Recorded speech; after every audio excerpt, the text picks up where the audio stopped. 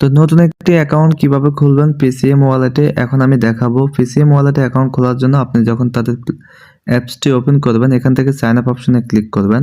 Sign up অপশনে click করার পরে এখান থেকে ওকে অপশনে ক্লিক করবেন। এরপর এখানে আপনার একটি ইমেল দিয়ে দিবেন। এরপর ইমেলে একটি কোড যাবে তা এখানে লিখে দিবেন। এরপর এখানে একটি পাসওয়ার্ড দিবেন। সেম পাসওয়ার্ডটি এখানে দিতে হবে এবং আপনার রেফারেল যে কোডটি প্রয়োজন হবে তা অবশ্যই দিতে হবে।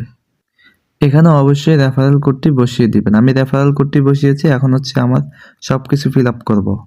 এখন আমার সবকিছু দেওয়া কমপ্লিট হয়েছে। শুধুমাত্র এখানে সেন্ড কোডে ক্লিক করতে হবে। সেন্ড কোডে ক্লিক করেছি। এখন আমার এই ক্যাপচারটি ফিল আপ করতে হবে। এটা ফিল আপ করা হয়ে গেলে আমার জিমেলে একটি কোড যাবে, সেটি এখানে বসাতে হবে।